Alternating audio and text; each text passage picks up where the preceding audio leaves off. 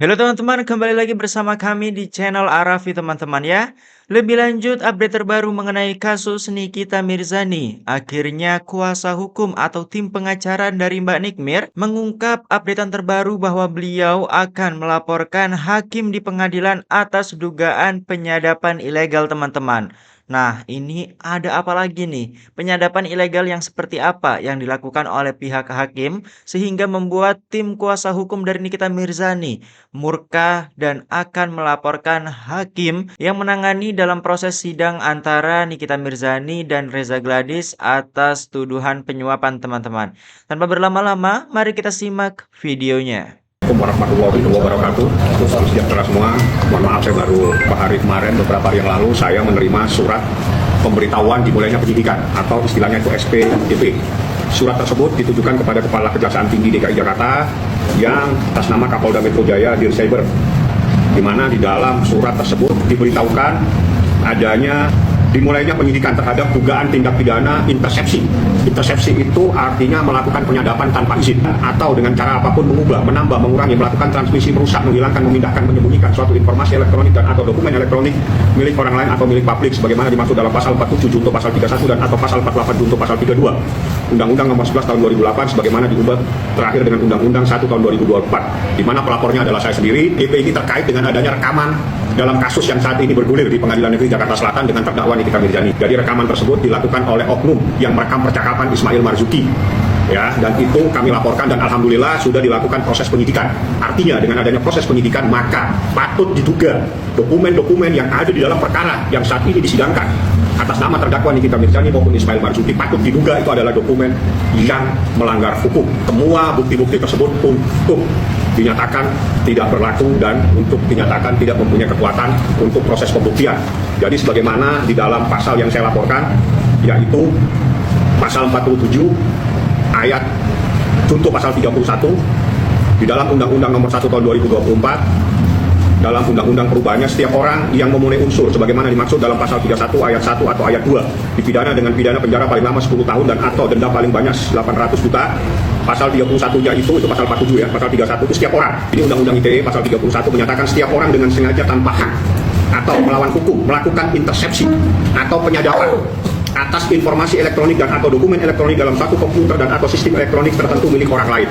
Pasal 2, 31 ayat 2 setiap orang dengan sengaja dan tanpa hak atau melawan hukum melakukan intersepsi atas transmisi informasi elektronik dan atau dokumen elektronik yang tidak bersifat publik dari ke dan di dalam suatu komputer dan atau sistem elektronik tertentu milik orang lain, baik yang tidak menyebabkan perubahan apapun maupun yang menyebabkan adanya perubahan, penghilangan dan atau penghentian informasi elektronik dan atau dokumen elektronik yang sedang ditransmisikan, kecuali intersepsi sebagaimana dimaksud pada ayat 1 dan ayat 2. Ini yang paling penting, intersepsi yang dilakukan dalam rangka penegakan hukum atas permintaan kepolisian, kejaksaan dan atau institusi penegak hukum lainnya yang ditetapkan berdasarkan undang-undang. Artinya yang boleh melakukan intersepsi, yang boleh melakukan penyadapan itu adalah dalam rangka penegakan hukum atas permintaan kepolisian dan atau kejaksaan. Siapapun yang melakukan tanpa atas permintaan kepolisian dan kejaksaan, maka itu adalah patut diduga merupakan perbuatan pidana. Nah itu ya teman-teman ya, diduga adanya penyadapan percakapan ilegal yang dilakukan oleh salah satu oknum yang di mana percakapan tersebut dijadikan bukti dalam persidangan Nikita Mirzani yang sedang dijalani sekarang ini teman-teman. Lantas hal inilah yang membuat kuasa hukum dari Nikita Mirzani murka ya dan akan melaporkan oknum-oknum tersebut termasuk katanya hakim dalam pengadilan Nikita Mirzani atas tuduhan penyadapan ilegal teman-teman. Nah, apakah kalian setuju dengan langkah yang diambil oleh tim kuasa hukum dari Nikita Mirzani ini? Tulis pendapat kalian di kolom komentar teman-teman ya. Pertanyaannya, Nikita ditersangkakan dan didakwakan itu atas dasar apa? Ternyata barang bukti 4 diantaranya media elektronik itu tidak pernah diberikan kepada pengadilan. Artinya bahwa terhadap benda-benda tersebut tidak bisa menjadi alat bukti di pengadilan. Lantas Nikita atas dasar apa? Kalau atas dasar rekaman, nggak ada barang buktinya. Saya yakin tidak pernah ada SP Sita surat perintah penyitaan, tidak ada BA Sita berita acara penyitaan, bahkan penetapan pengadilan sekalipun terhadap barang sitaan tersebut. Go Nikita, fight ya, fight bahwa ini celah hukum untuk kamu terhadap barang bukti Kalau dihadirkan di pengadilan, pertanyakan 3 dokumen tersebut. Jangan lupa, 3 dokumen dipertanyakan di pengadilan. Oke, Nikita, go. Nah, teman-teman ya, bagaimana tanggapan kalian setelah mendengar pernyataan yang diungkapkan oleh pakar hukum Mbak Sylvia Devi Soembarto SH, teman-teman? Di mana beliau mengungkapkan ada 3 poin, teman-teman. Di mana yang pertama adalah 1 unit sistem elektronik berupa handphone merek Apple dan iPhone 15 Pro Max warna hitam diperlihatkan di persidangan. Dan yang kedua adalah isi dari 2 buah sistem elektronik berupa flash disk merek Acer berwarna abu-abu dan merek robot warna hitam diputarkan di persidangan. Dan yang ketiga adalah 4 bukti dokumen, surat perintah penyitaan, berita acara penyitaan, dan berita acara laboratorium digital forensik terhadap HP iPhone 15 Pro Max warna hitam dan 2 flash disk Acer abu-abu dan robot hitam dan bandel printout, teman-teman. Nah, inilah 3 poin yang diungkapkan oleh Mbak Sylvia Devi terkait dengan kejanggalan-kejanggalan dalam kasus yang dilakukan atau proses pengadilan yang dijalani oleh Mbak Nikita Mirzani, teman-teman. Dan ini Mbak Sylvia juga mempertanyakan sebenarnya atas dasar apa Nikita Mirzani ini ditersangkakan dan didakwakan, teman-teman. Padahal masih banyak barang bukti yang ternyata tidak diperlihatkan dalam persidangan, teman-teman. Dan lebih lanjut, kita membahas mengenai Fitri Salhuteru ya, yang dalam video kemarin kita sempat meriak juga videonya, di mana Fitri Salhuteru ini mengaku mendapat telepon dari Meta, di mana kita ketahui bahwa Meta merupakan perusahaan besar, pihak ketiga seperti pendiri dari Instagram dan Facebook, teman-teman ya, aplikasi-aplikasi yang sering kita gunakan sehari-hari ini, di mana Mbak Fitri Salhuteru mengaku mendapat telepon dari Meta, teman-teman. Begini ada lagi penjelasan terbaru dari Mbak Fitri Salhuteru. Mari kita saksikan videonya, teman-teman ya. Jadi langkah kecil aku ini untuk membuat dunia maya ini menjadi hiburan yang baik gitu, alhamdulillah didengar oleh Meta ya. Mereka ingin memberikan notes catatan kalau ada report dari negara Indonesia itu akan dipastikan apakah ini benar-benar dari pengguna sosmed yang aktif atau mesin. Saya udah laporkan bahwa di Indonesia ini banyak perusahaan-perusahaan pabrik-pabrik buzzer ya.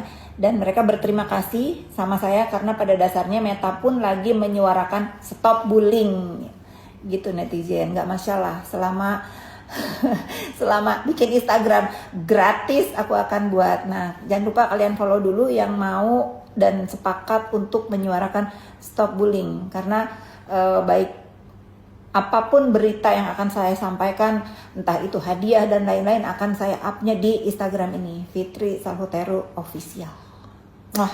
Nah itu ya, teman-teman ya, ada juga penjelasan-penjelasan dalam videonya ini.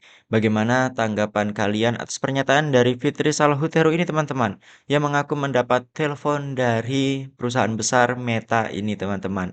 Dan lebih lanjut ada juga penjelasan dari pakar hukum Pak Tony RM, di mana kita ketahui bahwa Pak Tony RM ini sempat muncul ya dalam kasus Vina kemarin, di mana beliau mengajukan diri atau menjadi kuasa hukum dari sosok Peggy Setiawan yang merupakan salah satu orang salah tangkap ya dalam dugaan yang ikut terlibat dalam kasus Vina di Cirebon itu, teman-teman. Di mana Pak Tony RM ini akhirnya membuka suara dan ikut berbicara dan menanggapi atas perkembangan kasus Nikita Mirzani dan Reza Gladys ini, teman-teman. Mari kita simak pernyataan dari Pak Tony RM ini, teman-teman. Ya, sah-sah saja sebagai terdakwa itu boleh mengajukan permohonan penangguhan penahanan kepada hakim yang dalam hal ini mempunyai kewenangan untuk menahan terdakwa. Boleh-boleh saja, tapi keputusan itu kan ada di tangan hakim. Ya, kalau tahanan itu masih hakim, ada di tangan hakim. Kalau tahanan itu di ketua pengadilan negeri, ya nanti kewenangan ketua pengadilan negeri. Nah, tapi kalau saya boleh analisa, ya, Nikita ini kan terdakwa ini kita ketahui bersama, ya, lumayan kritis, ya, kemudian juga ada saja, ya, perdebatannya kan itu, dan itu semua itu dinilai oleh hakim. Jangan salah ya, itu semua dinilai oleh hakim. Hakim itu menilainya nanti di dalam putusan. Apakah ini orang menyesali perbuatannya, kan itu. Atau malah mengelak terus, kan gitu. Nah, karena mengelak terus juga percuma kalau alat buktinya sudah mendukung, kan itu.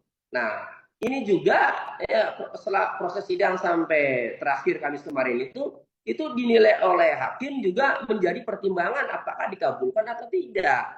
Kan itu kan termasuk sikap. Jadi secara objektif memang bisa ditahan karena ancamannya di atas 5 tahun. Tetapi secara subjektif ini kan penilaian orang yang mempunyai kewenangan menahan dalam hal ini hakim atau ketua pengadilan untuk dapat mengabulkan permohonan penangguhan penahanan atau tidak. Kalau melihat sikapnya Nikita seperti yang kita saksikan sama-sama, kalau menurut saya ya sepertinya berat bagi hakim atau ketua pengadilan untuk mengabulkan permohonan penangguhan penahanan Nikita terdakwa. Gitu. Jadi kesimpulannya sah-sah saja terdakwa mengajukan permohonan penangguhan penahanan, tetapi analisa saya setelah mengamati jalannya persidangan, ya, sepertinya berat bagi hakim ataupun ketua pengadilan untuk mengabulkan permohonan penangguhan penahanan terdakwa Nikita Mirzani. Jadi terkait pemerasan yang sedang disidangkan dengan terdakwa Nikita dan Mail ini kan harus ada dua hal nih yang dibahas secara garis besar. Pertama, bagaimana proses beralihnya uang dari Reza Gladys selaku saksi korban kepada terdakwa Mail dan Nikita. Nah, dari alat bukti atau barang bukti yang dimiliki penyidik kemudian diajukan penuntut umum ke depan persidangan, ya, ke muka hakim, itu kan banyak sekali alat bukti ya yang menerangkan dari chat digital ya, WA, itu menerangkan bahwa proses beralihnya ini kan karena ada permintaan tadi. Meskipun Nikita berdalih bercanda, tetapi pada akhirnya kan ada juga uang yang mengalir. Walaupun ditawar 1 miliar jadi 4 miliar. Kan gitu. Nah, itu kalimat atau dalih bercanda ini ya, faktanya uangnya mengalir. Nah, sehingga saya masih melihat bahwa dengan alat bukti yang diajukan oleh jaksa ya dan bukti-bukti chat ya, bukti-bukti chat, bukti terima uang ya, itu saya masih melihatnya itu unsur pidana melakukan tindak pidana pemerasan ini menurut saya terpenuhi.